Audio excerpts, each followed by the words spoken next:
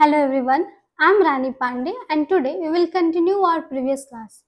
In our last class, we have discussed economical objective of the business. And there I have told you if company or a business have to focus on economical objective or have to achieve economical objective, they have to focus on the three term or three things, that is a survival, profit and the growth. And I have also explained the term expansion. But do you know the term expansion and the growth, they are the both entirely different thing in our business. But in our common life, people always use interchangeably. But because we are a commerce student and we are from business background, so we have to learn these two terms, that they are the different terms and their focuses are on the different thing. Don't worry, we are not going to study business study, but these are the two terms I think I have to tell you, that they are the both wholly different terms or a different thing. So today in our today's class we will only focus on the two term, that is the expansion and the growth. अब इस बात को समझते हैं कि expansion और growth दोनों जो है वो ऐसा कह सकते हैं कि दोनों जो है वो एक जैसे सुनने में लगते हैं, लेकिन ये दोनों बहुत अलग अलग टर्म है। लेकिन ऐसा कह सकते हैं कि दोनों एक दूसरे से इंटर रिलेटेड है। मतलब एक्सपेंशन और ग्रोथ दोनों जो है एक दूसरे से जुड़े हुए हैं, लेकिन ग्रोथ जो है वो ज्यादा वाइडर टर्म है इन कंपेयर टू एक्सपेंशन। अब ये जानते हैं आखिर एक्सपेंशन और ग्रोथ में डिफरेंस क्या होता है। तो आज हम कुछ की पॉइंट्स हमने यहाँ लिख रखे हैं और हम इन सारे के बारे में एक एक करके बात करेंगे और जानेंगे कि आखिर ऐसा क्या होगा बिजनेस में, और बिजनेस किन किन चीजों पे अगर फोकस करेगा तो वो एक्सपेंशन कहा जाएगा, और बिजनेस किन किन चीजों पे अगर वो फोकस करेगा तो उसको ग्रोथ कहा जाएगा। तो चलो हम आज की क्लास पहले ग्रोथ से स्टार्ट करते हैं। तो ये जो टर्म ग्रोथ है, अब ये बताया जा सकता है कि अगर मेरे बिजनेस में कुछ ऐसी चीजें हो रही हैं जिसके होने से मेरे बिजनेस का रेवेन्यू इंक्रीज कर जाता है। रेवेन्यू इंक्रीज करना मतलब आपका सेल इंप्रूव हुआ, मतलब आपका सेल इंक्रीज किया, और सेल के इंक्रीज होने से इनकम बढ़ जाता है और इनकम बढ़ने से आपका रेवेन्यू बढ़ जाता है, तो हम कह सकते हैं कि आपके बिजनेस में ग्रोथ हो रहा है।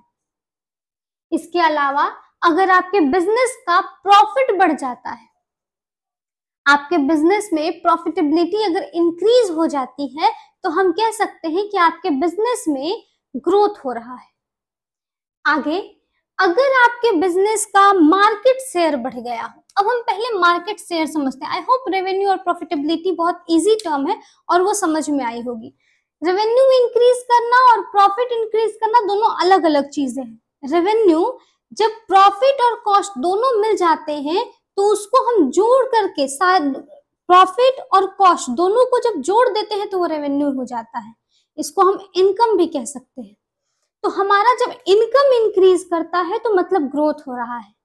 जबकि अगर हमारे बिजनेस का प्रॉफिट मार्जिन इंक्रीज कर जाए, है ना, स्पेसिफिकली रेवेन्यू में से भी सिर्फ अगर हमारा प्रॉफिट मार्जिन इंक्रीज कर जाए, हमारा प्रॉफिट इंप्रूव कर गया हो, पहले हमारा प्रॉफिट 20 रुपए हो रहा था और अब 40 रुपए हो गया हो, तो मतलब हमारा बिजनेस क्या है, ग्रोथ में है, हमारे बिजनेस में ग्रोथ हो रहा है। अब आ जाते हैं मार्केट शेयर के ऊपर। मार्केट शेयर क्या होता है?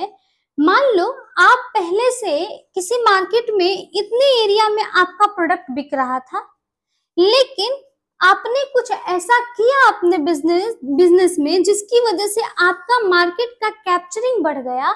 उसी प्रेजेंट मार्केट में आप पहले जितना एरिया आपका पहले जिसमें सेल होता था, उससे ज्यादा में अब आपका सेल होने लगा। दैट मीन्स आपका मार्केट शेयर इंक्रीज कर गया, और आपके मार्केट शेयर बढ़ना मतलब आपका बिजनेस का ग्रोथ चल रहा है। आई होप इतनी बातें समझ में आई हैं। अब आ जाते हैं इफिशियंसी। इफिशियंसी टर्म का मतलब होता है कि आपका कॉस्ट कम हो, आपका बेसिकली आप किसी चीज में अच्छा काम करने लगो, तो दैट मीन्स आप इफिशिएंट हो गए। जैसे अब बिजनेस कैसे अच्छा काम कर लेता है, अच्छे से काम करता है।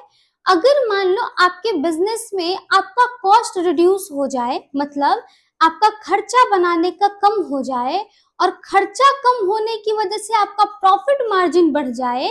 मान लो आप पहले से भी एक अपने सामान को 120 रुपए का बेच रहे थे। लेट सपोज आप किसी सामान को अपने 120 रुपए का बेच रहे थे और उस वक्त आपका जो है कॉस्ट 100 रुपए था, आपका कॉस्ट 100 रुपए था और उसमें आपका प्रॉफिट 20 रुपए था, मतलब आपका प्रॉफिट 20 रुपए था। तो मतलब आपका प्रॉफिट पहले से कितना था, 20 रुपए। लेकिन मान लो आपने अपने बिजनेस में कुछ अच्छे अच्छे इक्विपमेंट्स लेकर आए, आप कुछ अच्छे अच्छे मशीन लेकर के आए, वेस्टेज आपने कम कर दिया, अच्छे एम्प्लॉयज लेकर के आए जो कि आपके वेस्टेज कम कराने लगे। तो इसकी वजह से ये जो 100 रुपया है कॉस्ट, वो अब केवल 90 रुपए हो गया। लेकिन अभी भी आपका प्रोडक्ट कितने का बिक रहा है, 120 रुपए का बिक रहा है ना। तो अब आपका प्रोडक्ट 120 रुपए का बिक रहा है और 90 रुपए कॉस्ट हो गया, तो अब आपका फायदा कितना हो गया, 30 रुपए का हो गया।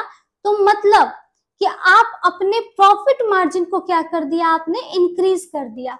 और अगर आप कॉस्ट कम कर देते हो और इसकी वजह से आपका प्रॉफिट मार्जिन इंक्रीज कर जाता है, तो इसको भी हम ग्रोथ कहते हैं। आपके बिजनेस में ग्रोथ आया है ना।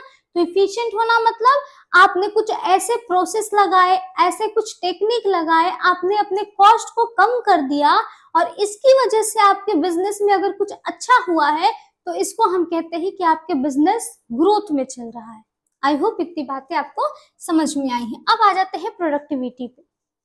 प्रोडक्टिविटी मतलब कह सकते हैं कि आपने जो पहले से आप अपने यहाँ जो भी इनपुट लगा रहे थे, जितना आप पहले लेबर लगाए थे अपने प्रोडक्शन में, जितना आपने पहले से मशीन लगाया हुआ था, आपने जितना कैपिटल लगाया हुआ था, आप सब उतना का उतना ही छोड़ दिए हो। लेकिन स्टिल उतने ही चीजों में अब ज्यादा का आउटपुट निकल रहा है। मतलब पहले आप अगर 10 यूनिट प्रोडक्शन करते थे उतनी ही इनपुट में, और अब आप जो है 20 यूनिट, सॉरी एक ही बार 20 यूनिट नहीं कहते हैं, मान लीजिए आप 12 यूनिट प्रोडक्शन कर लिए, 2 यूनिट का आपका प्रोडक्शन और बढ़ गया, तो दैट मीन्स आपकी प्रोडक्टिविटी बढ़ गई। और आपकी प्रोडक्टिविटी बढ़ गई मतलब आपके बिजनेस में ग्रोथ चल रहा है।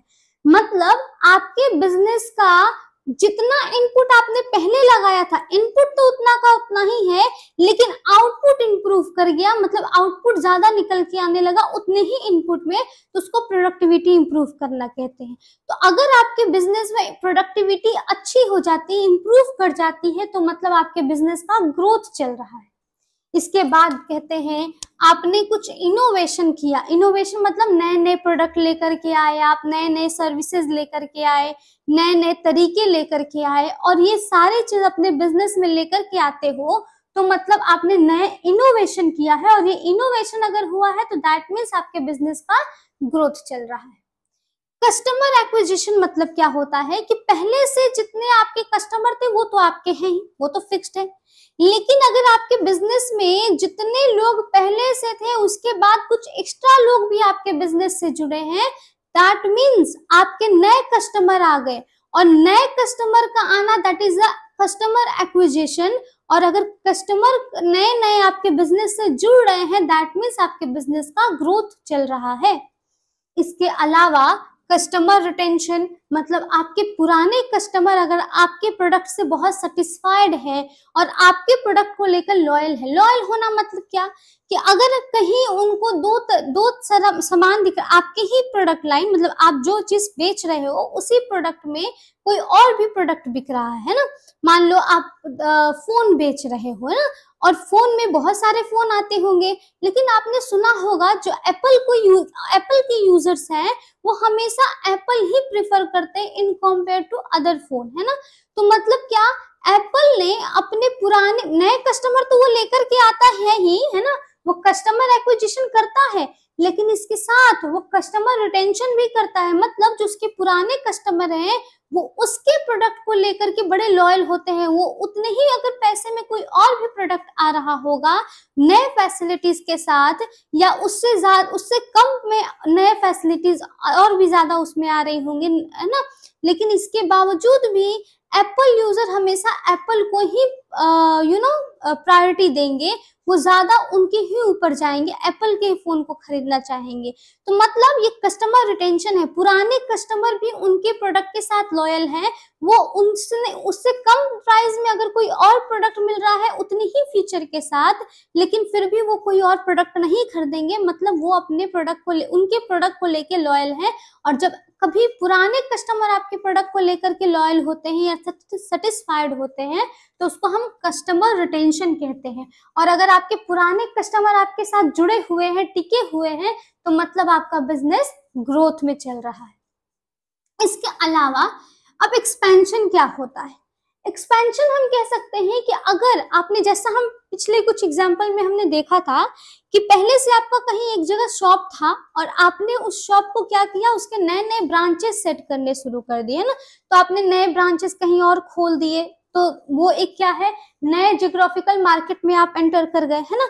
इसके अलावा आप कोई एक कंट्री के नए नए रीजन्स में चले गए, किसी और स्टेट में आपने एक नया ब्रांच खोल दिया, एक नया बिजनेस एक नया शॉप खोल दिया, तो ये भी एक तरीके से क्या है, न्यू जियोग्राफिकल एरिया। इसके अलावा आप कंट्री चेंज करके किसी और कंट्री में भी आपने क्या कर दिया, एक और बिजनेस खोल दिया, तो that is a new geographical area. और अगर आप जब कभी अपने एरिया के अलावा किसी और एरिया में भी आप एंटर कर जाते हो, इस एरिया के साथ किसी और एरिया में बिजनेस स्टार्ट कर देते हो, मतलब ये एक्सपेंशन की क्या है, साइन है कि आपका बिजनेस एक्सपैंड कर रहा है, आपके बिजनेस में एक्सपेंशन चल रहा है। आई होप इतनी बातें आपको समझ में आई होंगी। आगे चलते हैं, इंट्रोड्यूसिंग न्यू प्रोडक्ट लाइन और सर्विसेज। अब मान लो आप पहले से कपड़ों के प्रोडक्ट में डील करते थे और सिर्फ बच्चों के लिए प्रोडक्ट बनाते थे, बच्चों के कपड़े बनाया करते थे, लेकिन अब आप क्या कर रहे हो, धीरे धीरे आपका मार्केट आपका बिजनेस एक्सपैंड कर रहा है और आपने बच्चों के साथ साथ उससे थोड़े और बड़े बच्चों के लिए प्रोडक्ट बनाना शुरू कर दिए, नए नए कपड़े बनाने शुरू कर दिए। इसके अलावा आपने लड़कियों के लिए, लड़कों के लिए कपड़े बनाने शुरू कर दिए, जो बूढ़े लोग होते हैं उनके लिए, है ना, और एक जो मिड एज में होते हैं उनके लिए। तो अगर आप नए नए चीजों में एंटर कर रहे हो, उसी प्रोडक्ट में नए नए प्रोडक्ट लाइन में जा रहे हो, तो इसको भी हम कहते हैं, अगर इंट्रोड्यूस कर रहे हो तो इसको भी हम एक्सपेंशन कहते हैं, मतलब आपका बिजनेस एक्सपैंड कर रहा है। अगर आपको एग्जांपल ये ना समझ में आए हो तो एक और एग्जांपल समझ लेते हैं।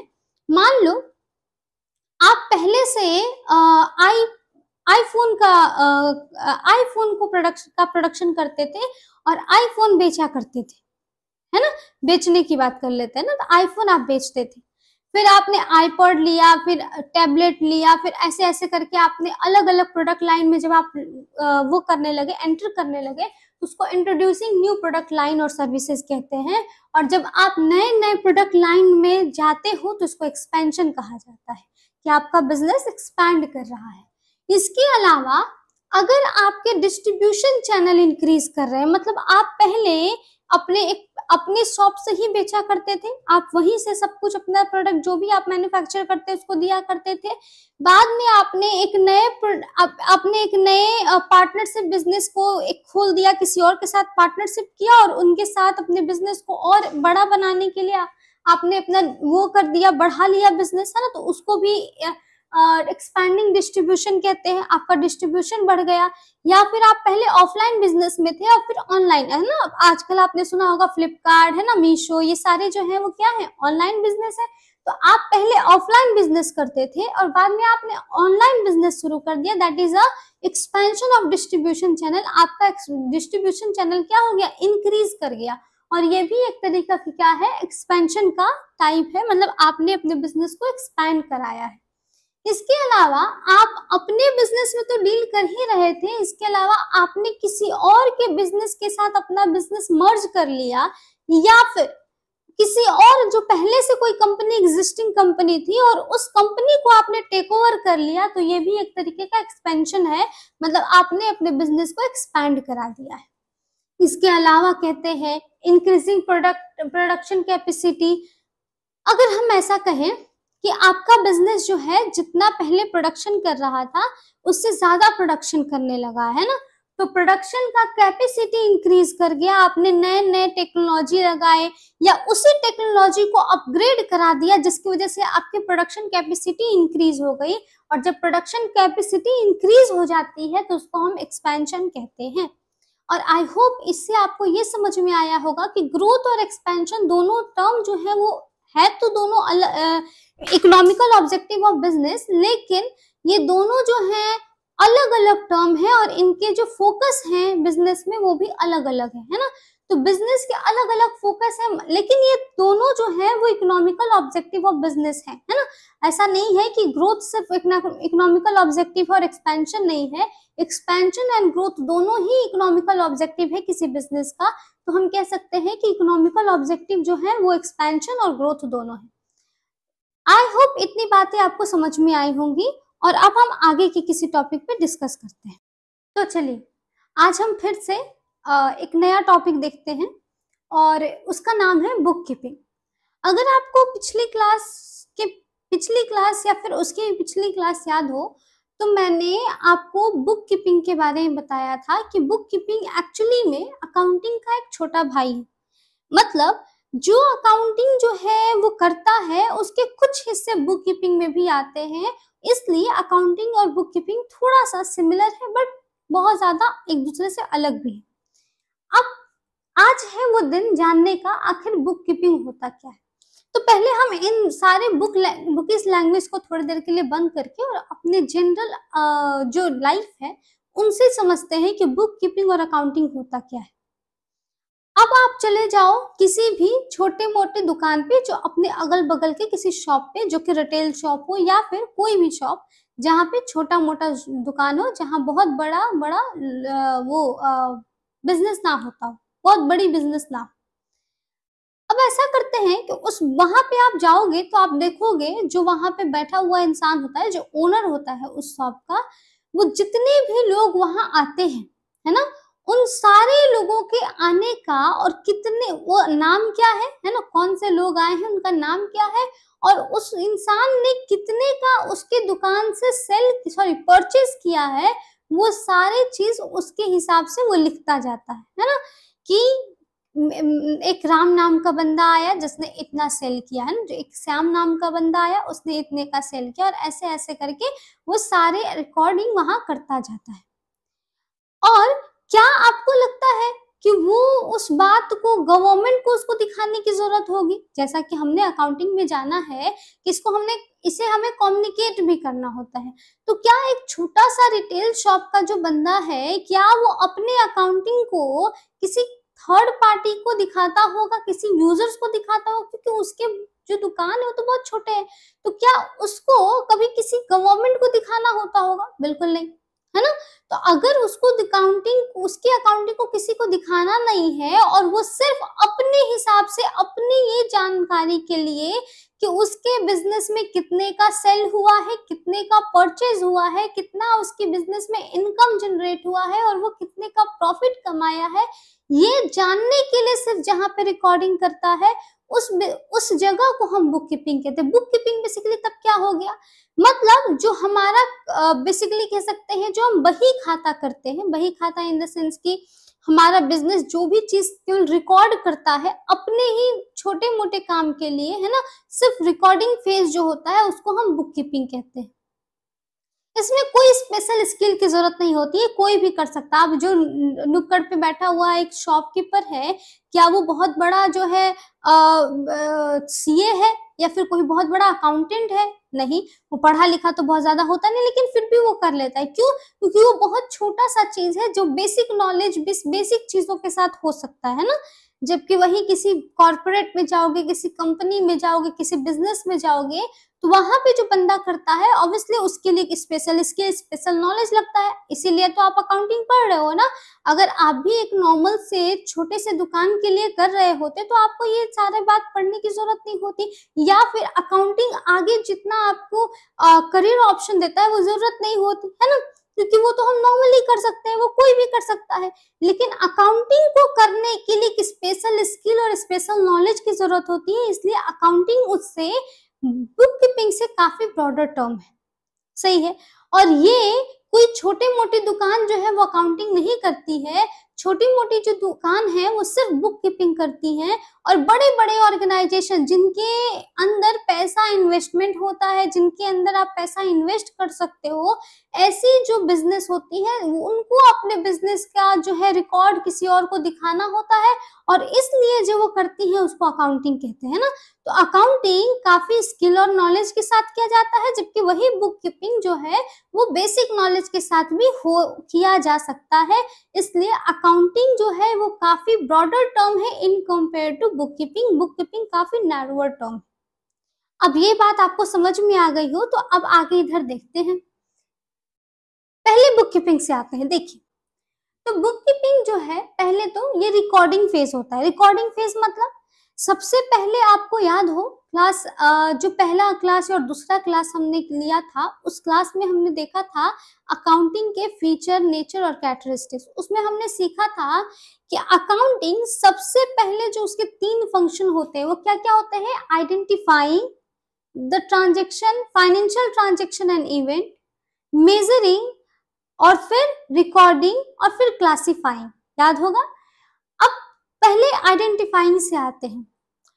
आपको किसी भी ट्रांजैक्शन या इवेंट को रिकॉर्ड करना है तो क्या आप ऐसे ही रिकॉर्ड कर देते हो? नहीं।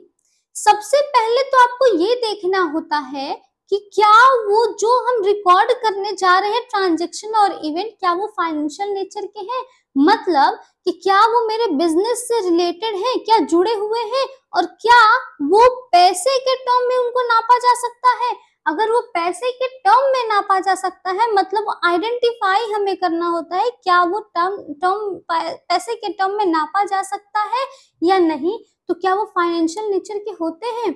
और जब हम ये देख लेते हैं कि हाँ वो ट्रांजैक्शन और इवेंट फाइनेंशियल नेचर के हैं, साथ के साथ उनको ये हमारे बिजनेस से रिलेटेड है, तो पहले हमने आइडेंटिफाई कर लिया। उसके बाद हम उसे देखते हैं कि क्या वो मेजर हो सकता है क्या। हाँ, मान लो फाइनेंशियल नेचर के तो है, लेकिन क्या फाइनेंशियल नेचर के, क्या उनको मनी के टर्म में हम मेजर कर सकते हैं? फाइनेंशियल नेचर के लिए तो फाइनेंशियल नेचर के तो बहुत कुछ होते हैं, इकोनॉमिकल ऑब्जेक्टिव तो बहुत सारे होते हैं ना।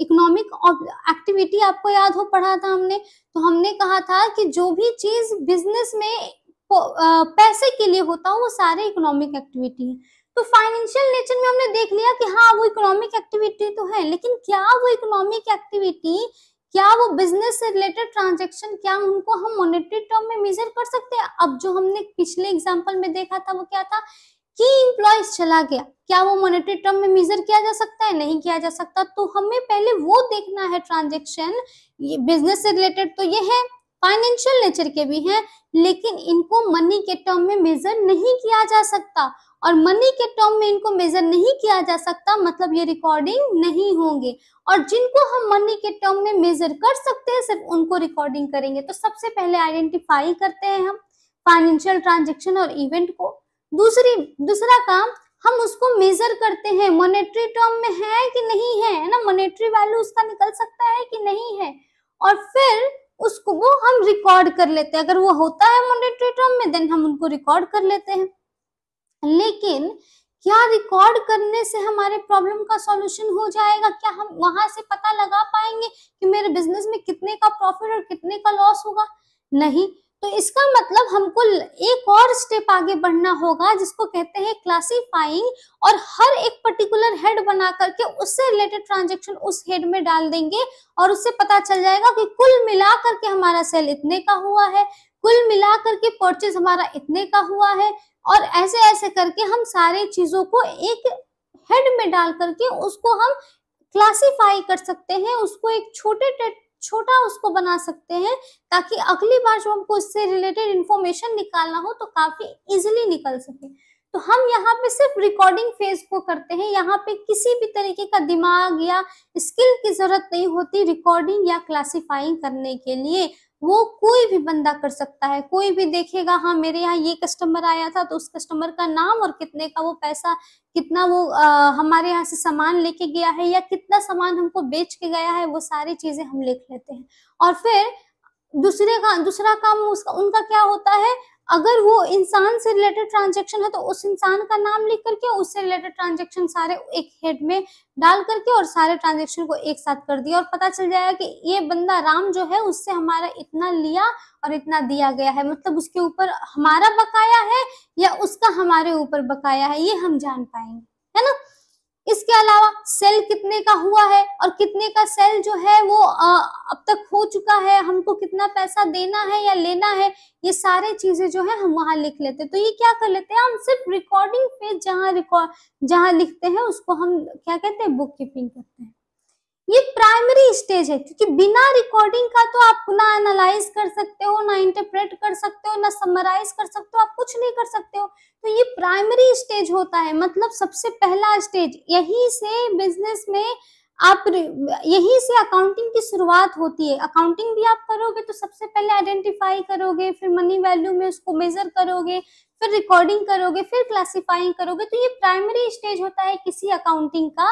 बिना अकाउंटिंग अगर आपको करना है तो बिना बुक कीपिंग का अकाउंटिंग आगे नहीं किया जा सकता। इसके अलावा ये रूटीन नेचर में होते हैं, मतलब ये कोई बहुत बड़ा दिमाग लगाने वाला स्किल वाले काम नहीं है, ये रूटीन नेचर का है जिसके लिए कोई स्किल या कोई भी नॉलेज की जरूरत नहीं होती है। अब आ जाते हैं अकाउंटिंग में। अकाउंटिंग समराइजिंग फेज होता है, ये रिकॉर्डिंग फेज होता है, ये समराइजिंग फेज होता है। Now you will ask ma'am ये रिकॉर्डिंग फेज और समराइजिंग क्या होता है। मतलब जहां सिर्फ आने के और जाने की चीजें आप क्यों लिख देते हो, that is the recording phase. और जहां पे उन आए और गए चीजों को रिकॉर्ड करने के बाद उनसे कुछ रिजल्ट निकालते हो, that is a summarising phase. तो ये रिजल्ट निकालने वाला फेज होता है। यहाँ पे आप अकाउंटिंग सिस्टम को समराइज करते हो, मतलब उसके रिजल्ट निकालते हो कि whether you are in a profitable business और आपका बिजनेस जो है वो लॉस का चल रहा है ना। इसलिए इसमें आप आइडेंटिफाई करते हो, मेजर करते हो, रिकॉर्ड करते हो, क्लासिफाई करते हो, समराइज करते हो, एनालाइज और इंटरप्रिटेशन करते हो और देन कम्युनिकेटिंग करते हो, जो कि आपके फंक्शन है और आपने ये अच्छे से पढ़ा है। इसके बाद ये सेकेंड स्टेज होता है। क्यों? रिकॉर्डिंग करने के बाद ही तो आप उसका कुछ रिजल्ट निकालोगे, है ना। तो ये सेकेंड स्टेज है अकाउंटिंग का, मतलब कि यहाँ पर आप बुक कीपिंग को करने के बाद जो है आखिरी जो उसका परिणाम होता है, जो आखिरी का जो प्रोसेस होता है उसको हम अकाउंटिंग कहते हैं। तो क्या कहते हैं, it is a secondary stage which begins with the book keeping process and. जहां बुक कीपिंग खत्म होता है वहां से अकाउंटिंग की शुरुआत होती है ना। तो बुक कीपिंग जहां से अंत हो गया वहां से अकाउंटिंग शुरू हो जाता है और इसलिए इसको हम कहते हैं कि ये सेकेंडरी स्टेज होता है किसी भी बिजनेस का, है ना। इसके अलावा ये एनालिटिकल नेचर होता है, इन नेचर होता है, मतलब इनमें इसको करने के लिए स्पेशल स्किल, स्पेशल नॉलेज या बुद्धि की जरूरत होती है। तो इसका मतलब इसको बहुत काफी एनालाइज करके, काफी सोच विचार करके किया जाता है, जिसके लिए सोचने और विचारने के लिए काफी क्या चाहिए, नॉलेज चाहिए, है ना। तो ये रूटीन जॉब नहीं है, ये स्पेशल स्किल और नॉलेज इसको करने के लिए चाहिए होता है, रिक्वायर्ड होता है। इतनी बात आपको समझ में आई। अब कुछ दो तीन और पॉइंट है जो देख लेते हैं। तो अब देखिए, तो हमने अभी दो पॉइंट्स और जान लेते हैं कि बुक कीपिंग जो है, अभी हमने देखा कि बुक कीपिंग जो है वो काफी छोटा, उसके लिए कोई नॉलेज या स्पेशल स्किल नहीं चाहिए होता है। तो ऑब्वियसली उसको कोई जूनियर स्टाफ भी कर सकता है और जो इस जूनियर स्टाफ इसको करता है उसको हम बुक कीपर्स कहते हैं, सही है। इसके अलावा इसको ये आपने किया है वो अपने पर्सनल चीजों के लिए किया है। आपने एक नुक्कड़ पे जो दुकान देखा वो अपने लिए करता है बुक कीपिंग, और वो क्यों करता है, क्या उसको थर्ड पार्टी को दिखाना होता है, नहीं। तो बस वो क्या करता है, खुद के कन्वीनियंस के लिए, कि उसको पता चल जाए कि उसके बिजनेस का कितना सेल है और कितना परचेज है, सिर्फ वो जानने के लिए वो बुक कीपिंग करता है। तो ऑब्वियसली उससे वो जो फाइनेंशियल कंडीशन बिजनेस का पता नहीं चलता, उससे कोई कंप्लीट पिक्चर नहीं निकल के आता कि आपके बिजनेस में प्रॉफिट हो रहा है या लॉस हो रहा है ना। सिर्फ ये पता चलता है कि कितने का सेल हुआ है और कितने का परचेज हुआ है, और उसके हिसाब से आप ये देख लेते हो कि मेरे पास सेल ज्यादा हुआ है या परचेज ज्यादा हुआ है। अब आ जाते हैं अकाउंटिंग में। अकाउंटिंग को करने वाला ऑब्वियसली सीनियर मैनेज स्टाफ होता है, क्योंकि इसको करने के लिए स्पेशल स्किल और नॉलेज की जरूरत होती है, इसलिए जो बंदा इसको करता है उसको अकाउंटेंट कहते हैं। और आपने इसमें समराइजिंग फेज लेकर आए, मतलब आपने इसमें एनालिटिकल नेचर का होता है, आपने इसमें दिमाग लगाया, स्पेशल स्किल स्पेशल नॉलेज की जरूरत पड़ती है इसको करने के लिए। तो ऑब्वियसली ये फाइनेंशियल कंडीशन बताता है बिजनेस का कि बिजनेस एक्चुअली में कैसा परफॉर्म कर रहा है, आखिर वो बिजनेस प्रॉफिटेबल है या नहीं है ना। तो ये आपके बिजनेस के फाइनेंशियल कंडीशन को बताता है, इसलिए ये बिजनेस में हमेशा सेकेंड फेज में आता है। ऐसे ऐसे कह सकते हैं कि आपके बिजनेस के फाइनेंशियल कंडीशन को बताता है। आई होप इतनी बातें समझ में आई है और आज ये चैप्टर होता है खत्म और अगले वीडियो में हम अगला चैप्टर स्टार्ट करेंगे। Thank you.